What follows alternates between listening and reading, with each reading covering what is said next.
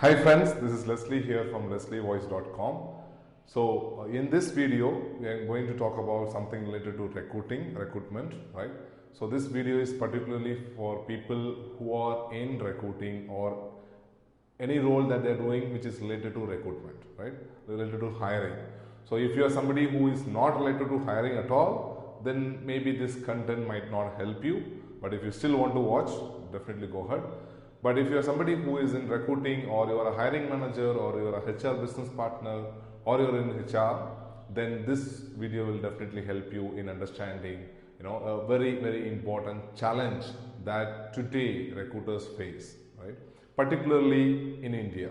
So if I ask any recruiter, what is your biggest challenge in hiring today? They may say the biggest challenge is offer dropouts, right?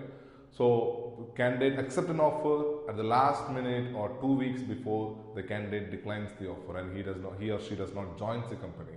So that's the biggest challenge. Why it is a challenge is, the moment the candidate declines the offer, then they have to restart the hiring from square one, right? So for an example, if there is a hiring request which comes, and to reach a stage where we have identified a candidate and offered a candidate, it at least take 45 to 60 days. So there is a 60 days which already goes in just identifying the first candidate. And if this candidate has a notice period of 2 months or 3 months, which is the normal scenario in the Indian market, and if this candidate declines at the very first stage, still I lose a 2 months time frame. Or if this candidate declines my offer after 2 months, then actually I'm losing 4 months time period, which is more than 1 quarter. The business situations, everything changes in these 4 months, right? Because we are living in a very fast changing environment, and I am waiting for somebody. The hiring manager is actually waiting for somebody for 4 months, and as a recruiter, I am waiting for somebody for at least 2 months, and finally it's a no-show and the candidate is not joining us, right? It's very disheartening, and it's a very difficult situation to handle itself. So today what I'm going to talk in this video is, I'm going to give you a simple, very basic checks. There is a lot more to this, but in this video I'm just covering the very basic checks that as a recruiter you have to do to make sure you can reduce the offer declines or you can reduce the no-shows, right? The reason I'm saying reduce is you might not be able to completely make it zero, but definitely you can reduce. You can bring the offer dropouts lower number. So I'm going to talk about those basic checks that you need to do. The first thing you need to check with any candidate is the reason for job change. And particularly if I talk about offer dropouts or no-shows, this is high in the IT industry, right, as you might know. But the challenge I see in a lot of recruiters is, they do ask, why are you looking for a job change? But do you really get an answer from the candidate? I have seen many candidates giving an answer, I'm looking for a better career opportunity. And then you go to the next question. That's wrong. That's completely wrong. The moment candidate says better career opportunity, how do you know what is a better career opportunity for that candidate? You might be assuming your opportunity is the best, but for the candidate, it might not be the best, right? So you need to understand what does it mean when the candidate says looking for a better opportunity or a better career opportunity, right? Whether it means he is looking for a higher salary. If yes, then how much he is expecting and what is the reason he is expecting that much, right? I have came across candidate who asked me 100% hike. I don't really understand on what logic they ask 100% hike, but still there are candidates who ask 100% hike, right? Then you need to understand why he is asking 100% hike. We can get a little more deep into it, but I'm not getting into so much deep into this concept now. I'll talk about that in my later videos, right? So basically you need to understand what is the reason or what is the motivation for this candidate to look for a job change. This will give lot of answers to you. One, as I said, is it money or is it a role, or he is getting fired from his current organization, right? So, or he is on a bench currently. All these answers you need to check for, all these answers. Why he is really looking for a job. Until you are convinced with his answer, don't really move to the next question, right?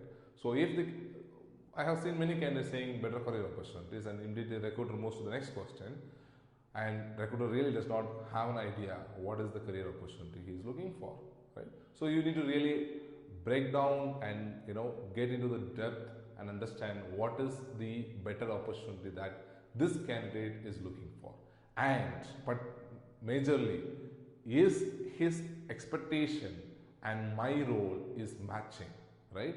That is what you need to check for. If it is not matching, please drop the candidate. If you don't drop the candidate at that moment, because you have a target to submit 10 resumes per day, or because you have a target to close this role, or because you are committed to a hiring manager that you will submit resumes, then you are going to feel the pain at the end of the hiring process, which is at the offer stage or at the interview stage.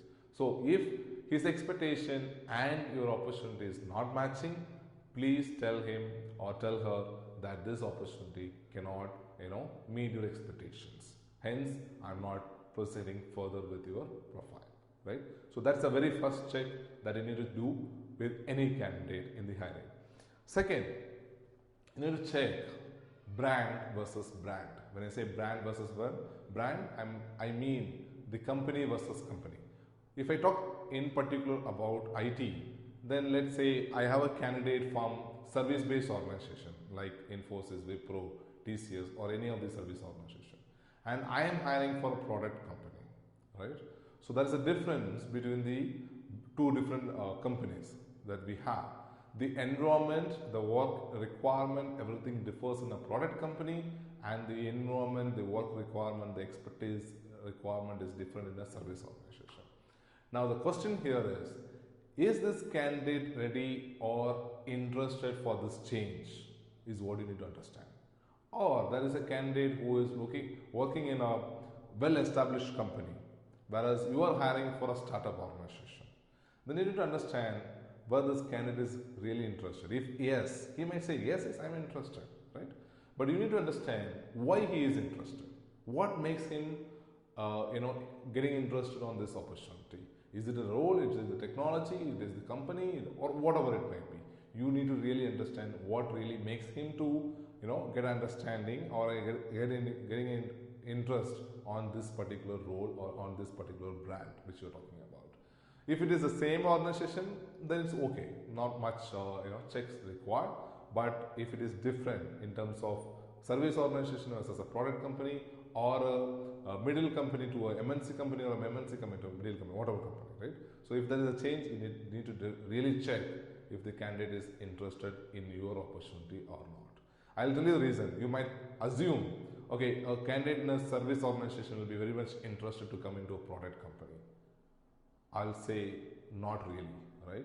In a service organization, candidates get on-site opportunities, which is a key for these IT guys, right? And in a product company, there is a very less opportunity for them to get an on-site opportunity. So they might not tell you that they are looking for an on-site opportunity. Whereas when you give the candidate an offer, and if he gets an opportunity internally for an on-site, which one does he prefers is what going to tell you whether the candidate is going to join you or not, right? So that's why I said it's very important to understand whether he is interested for your company or not, right? To check the brand versus brand. Now the third check that you need to do is check for other offers that he might have or she might have, right? Does the candidate hold any other offer, or the candidate is in a final discussion with any other company? This reveals a lot of information. One, if he or she has already an offer which is accepted by the candidate and still looking for an opportunity, then you need to really think why he is looking for an opportunity or she is looking for an opportunity after accepting an offer, right? If the candidate has declined the offer, that is a different story. It's not much a matter of concern. But if the candidate has already accepted an offer, has resigned, but still looking for other opportunity, you may say, yeah, there are a lot of people look for other opportunities because they look for better money.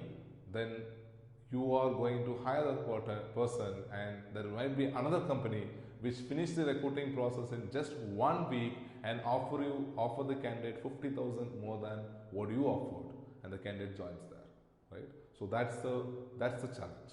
So you need to really check what makes him to or makes her to look for another opportunity where he or she has already accepted and signed an offer letter, right?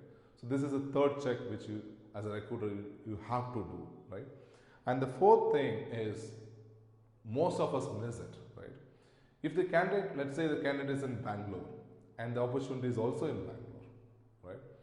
Now I think, okay, where are you currently located? I'm located in Bangalore. Fine, done. Now at the offer stage, now the candidate will give a reason to you. Hey, see here, I am currently located in Electronic City, whereas your opportunity is in Whitefield.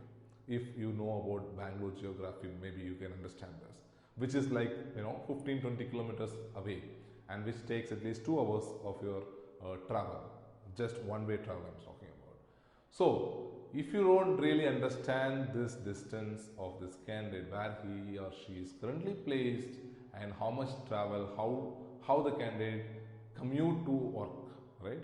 If you don't understand all these things, small things, then it's going to cost you the offer decline, right? You need to understand, if the candidate is in Electronic City and if the job opportunity is in Whitefield, which is at least 15-20 kilometers away, which is really very difficult to travel on daily basis. In that case, please do check with the candidate.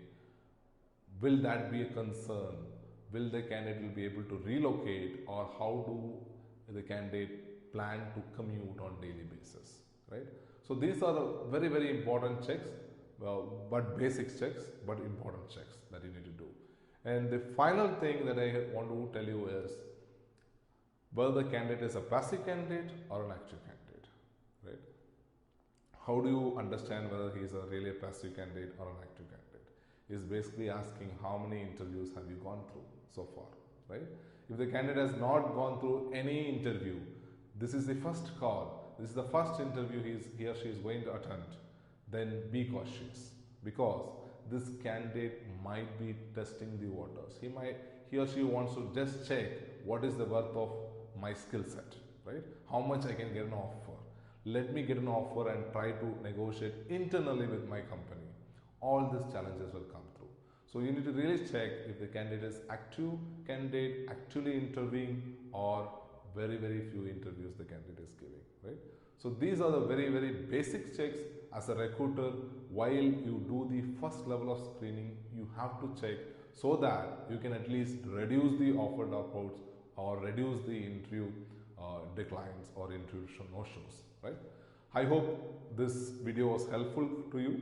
If you are a recruiter community, please do share this video with your colleagues or with your friends, right? And if you have any more questions, please do comment.